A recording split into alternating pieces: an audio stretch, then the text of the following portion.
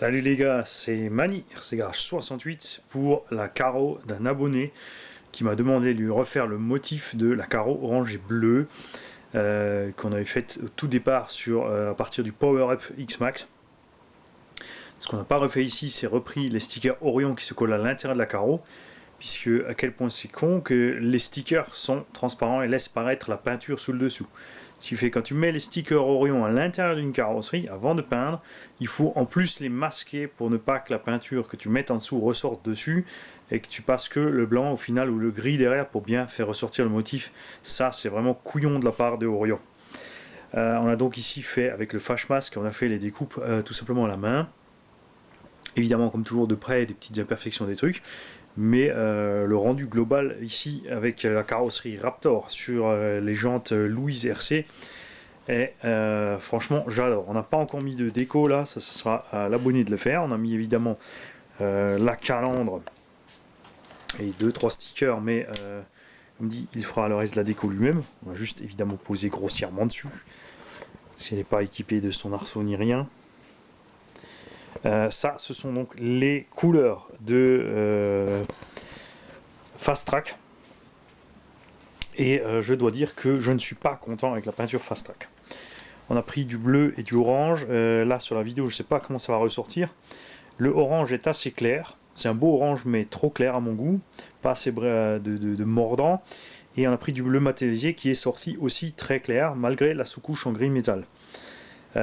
C'était censé être les mêmes teintes que les teintes Tamiya que j'avais et ça n'a absolument pas donné les mêmes teintes.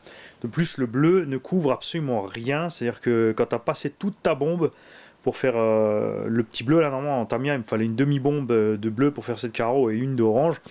Là il m'a fallu une bombe entière de bleu. Le bleu reste transparent, il a donc été nécessaire de repasser du blanc sous le bleu avant de passer le orange. Ce que je n'ai pas apprécié du tout.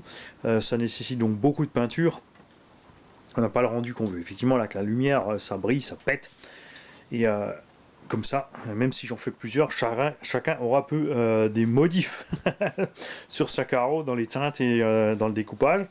On aurait pu passer aussi le gris, à la limite en plus large, pour le faire mieux ressortir.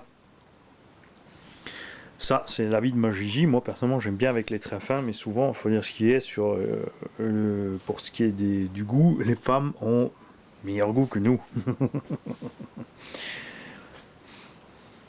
Donc, je rajoute encore quelque chose à propos de quelque chose que j'ai oublié. Je sais plus. L'arceau.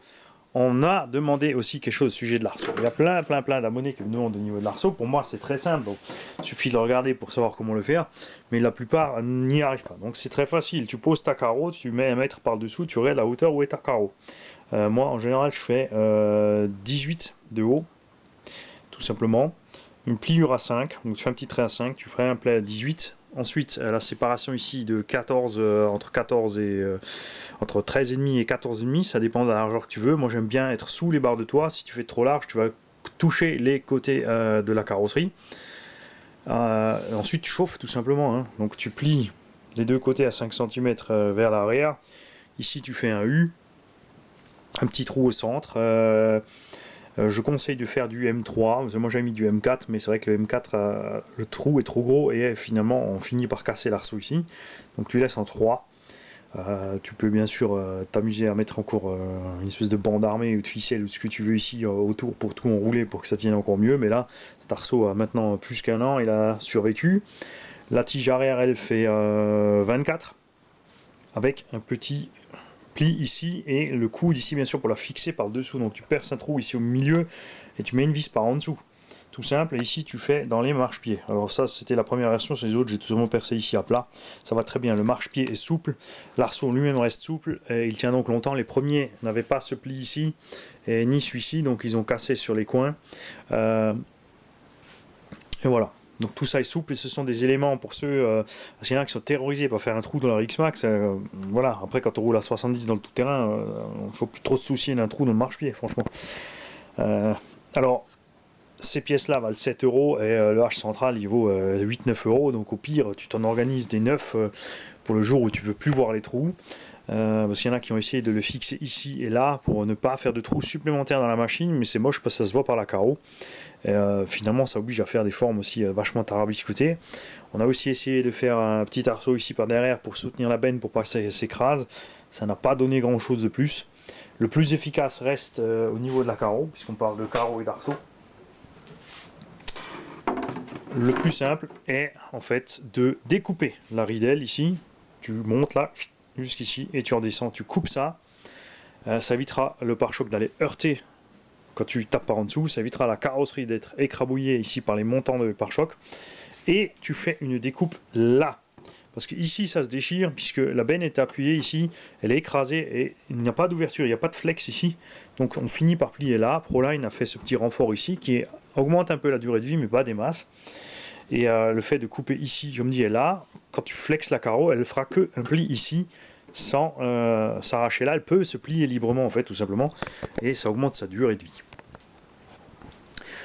Donc j'attends vos com, dites-moi ce que vous pensez de la voiture aux couleurs du garage. Enfin, une des couleurs du garage, puisque l'autre est accroché au mur ici avec le truggy.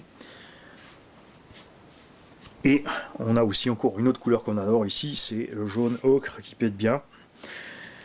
Voilà, de toute façon, il y en a plein qu'on aime. Salut les gars!